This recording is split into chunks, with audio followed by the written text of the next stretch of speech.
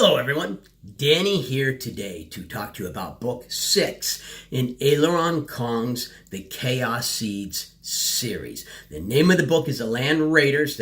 All of the books in the series are The Land and then The Land something. This one is The Land Raiders. And this is one of the books. Now the last few books, I didn't really get where the title came into the book, The Land Catacombs. I expected them to be spending a lot of time underground, and that didn't seem to happen in that book. The Land Swarm. It didn't really feel like that book was about them battling this big, huge swarm. The Land Raiders, the title fits with this book. I can see where the term raiders comes from for this book. This is also, in my personal opinion, the best book of the series so far. This book took everything that had been building up and tied it all together into kind of this nice, neat package for me. It answered all of the questions that I had been wanting answered, except for one. There's still one question, and it's a big question out there that once again gets hinted at, as it's been hinted at, and doesn't get answered. But this book has started moving it in a direction to answer that question. Now what do I mean? What question am I talking about? What questions got answered? All that. I will get to that in just a second. First, though, I have a favor to ask. If you love books, audiobooks in particular, please subscribe to my channel. Join me on my audiobook journey. Let me know of any books you'd like me to review, or of any books that are favorites of yours that you think I might enjoy. Put them in the comments. I will respond to all comments. Now, this book, if you've looked at my other reviews of the Land Raiders series, one of the things that was starting to be almost a frustration for me was the series didn't seem to be going anywhere. You were getting hints that there was this big overall plot involving this world, but all you ever got was hints. Oh, there's this big plot out here, and then we're going to just go focus on Richter and Alma and maybe a little bit of Scion and the village, but it's going to be 90% about Richter just building his character. I mean, that's really the way that the first 5 books felt to me, was like the major focus of those books was just on character building. I'm not a RPG gamer. I've never built a character, but in the world we live in nowadays, you really can't exist around other people and not know what that means to build a character or a character sheet. And that's what those first 5 books, and I was kind of getting frustrated, like, is this entire series gonna focus on nothing more than building Richter's character and making his character more and more and more powerful, and having him just fulfill quests to make himself more powerful? Or is there going to be that overall arching, purpose to Richter that I was promised in the beginning of the book? In the first book, when Richter is brought into the world, you're kind of hinted that he and other Chaos Seeds are brought into the world for a purpose. Someone has a reason for bringing there. There's something wrong with the land that they want to change. There's a power play being made. And then little hints are given, but it never addresses that. Now, in this book, you're still given those hints, but you can also see Richter moving in the direction to engage with the rest of the world. Because in this book, he has to take his village. He involves the Hearth Mother. I mean, he takes a lot of his allies, and they go out and fight a major battle of goblins that are invading their territory.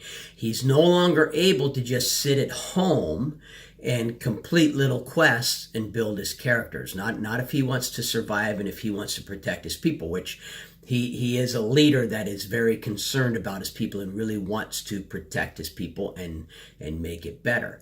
The battle scenes in the book were excellent. Loved all of the battle scenes in the book. As far as adult content, there definite adult content in this one. Most of these books have had language. All of the books have had language in them. A lot of lewd comments and lewd jokes. But in this one, you have not really descriptions, but very obvious hints of rape and even child molestation by the goblins. The goblins are like completely evil, no redeeming qualities to them whatsoever. So be very careful listening to this one around children. I listen to them at work, but I do it at night when I'm all alone, so I don't have to worry about offending any of my co-workers with what I'm listening to, because I can promise you there's people that I work with who would be offended by the language and some of the content in the book. But this book really upped the intensity level of the entire series. Prior to this, the series kind of had this game silly feel to it. It didn't feel intense. It didn't feel like, I'm trying to think of how to word this. It didn't really feel like there was a lot hanging in the balance. You never sat there on the edge of your seat really wondering, because if Richter dies, he'll just get regenerated. He might lose whatever he's gained lately, but that's really all that's going to happen. But now it's to the point where he's involving a lot of his villagers and a lot of his people are dying. And so there is a lot more at stake in this book. There's a lot more at stake in the battles, and then that takes the battles to a whole nother level. Nick Podehl is doing the entire series so far, which is excellent. Stick with Nick Podehl. There's a reason he has a legion of fans who just pick books based on him as a narrator. He does a really great job with the narration. The reason I say this is my favorite book for me, so that the first 5 books seem to be focused on Richter and his character building. This book makes it very obvious why those first 5 books were necessary. Those first 5 books weren't just for entertainment. They had to be there. That you had to get Richter to the point that he's at right now to deal with what's coming. And you can tell by what happens in this book that Richter's still not ready for what's coming. He's going to have to do some more character building. And he does do character building in this book. I'm sure that's going to be a part of the entire series, as he just keeps growing and building and growing and building. But now you no longer have those long passages of, he gains a new skill and all of a sudden you've got 5 minutes, beep, beep, beep, beep, beep, beep, beep. It takes a lot longer for him to upgrade and to build his character, which is how it should get as he gets more and more and more powerful. I am going to go ahead and take a bit of a pause right now and interject some other books in there. And it's not because I'm not excited about the series. It's not because I'm not loving the series. That's just kind of the way I am. I've tried going straight through a series, and I like a bit of variety in my books. So I'm ready for a bit of variety. I've spaced these reviews out a bit, but I've actually gone through like 3 of these books in a row. And I'm going to go ahead. This did not end on a cliffhanger. And that's good, because I was wondering, is that going to become a new thing? The first couple of books didn't end on a cliffhanger. And then you had book 4 and book 5, both of which ended on a cliffhanger. Book 4 ends with Richter charging into battle a giant. And then the book just ends. And you're like, well, what? Book 5 ends with him literally hanging from a cliff on this chasm down into the earth, and he could, the opening scene of the next book could be him dead. So he's literally on one of the best cliffhangers I've ever seen in a book. So I was wondering, is that going to be like a new thing that Aleron Kong is going to do? This one doesn't end. It ends like a book in a series should do, with a teaser and with a reason for you to come back and listen to the series. But it does not end with a cliffhanger. So I'm going to take a break. I will be coming back. I promise you. I have all of the books so far available on audio, so I will definitely be coming back. But it's getting close to Halloween, so I want to listen to a Halloween style book so I can do a review for Halloween and kind of some stuff like that, just for my channel kind of a thing. I've been asked what I think of the relationship between Richter and Alma. And I actually really like the way this book handled Richter's relationship with everyone. In this book, he interacts a lot with the Heart Mother, and there's actually a point to where all of a sudden, instead of in the previous books, everything Richter did, she loved, her people loved. Richter could do no wrong. He makes a decision in this book that has the potential to tear them apart and to kind of destroy their relationship. And I like that. Let's put some tension into some of these relationships that has not been there. I'm not going to tell you how it gets handled, or even if it gets handled in this book. It may go into a future book. I'm not going to tell you. Listen to the series if you want to know that. But there's starting to be some tension between the characters. That hasn't happened yet with Richter and Alma, and I don't expect that to happen with Richter and Alma, just because she's his familiar. Although she is really becoming aware of herself, and she does disobey him in this book, but it doesn't cause a relationship problem with them when she disobeys him. It's actually one of my favorite parts of a battle in the book, because she kind of comes in and swoops in and saves the day. As far as what I think of their relationship, it's an odd one. For me, it's there are times when they sound more like lovers than, a magician and his familiar. There are times when there's very much this master pet feel between them. There are times when they almost sound like brother and sister, kind of bickering and fighting. And I like that a lot. In real life, relationships, aren't simple. Relationships are very, very complicated.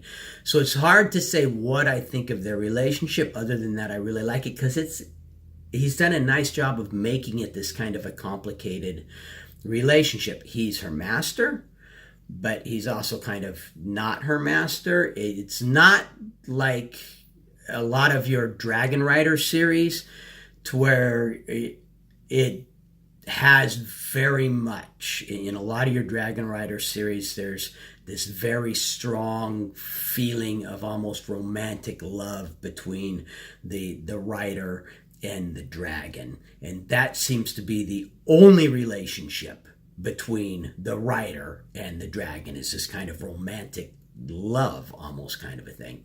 That's not the case with Alma and with Richter. Theirs is a much more complicated, and it's grown more complicated. It started out as a very obvious master-pet relationship, and as Alma has grown and as Alma's character has developed, she's changed the way that she interacts with Richter, and that has kind of changed the relationship. And so the relationship is not something to where you can just go listen to the first book and this is how the relationship's going to be throughout.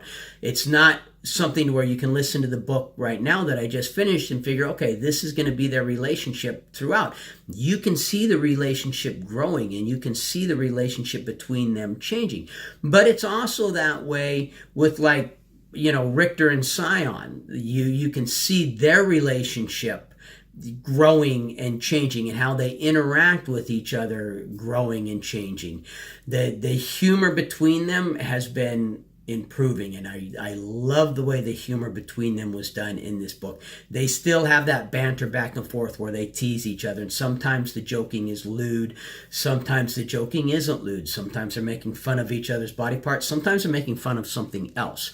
That's more realistic for me to how guys banter and tease each other. We don't do just 100% lewd. And there were a couple of books in there where like 100% of them seemed to be lewd. And that kind of threw me off, because you only really see that in like junior high and high school kids. By the time they grow up, guys get a lot, I just had a term in my head and it popped in and it popped out. Our ability to tease our buddies and our ability to have that banter grows and becomes better developed. It's not the term I was looking for, but we no longer have to do a whole bunch of just childish, lewd things to tease each other. We can do a lot of other kinds of jokes, and they're doing that, and so I like the way that is developing. Like I said, this is my favorite book in this series so far. I'm excited to see what the next book is and to see what is coming down the pike. If you like my review, please hit the like button. If you like my channel, subscribe, turn on notifications. Questions, comments, feedback. It's what the comment section is for. But most importantly, no matter what else you do today, make sure that today you listen to at least one really good book. And I highly, highly recommend The Land Raiders by Aleron Kong, but only if you've listened to the first books in the series. If you haven't listened to the first books in the series, start with book 1, or you'll really be missing out. You'll get into this book and you won't get as much enjoyment out of this book as you would have if you'd have gone all the way through the series. No shortcuts. Thank you.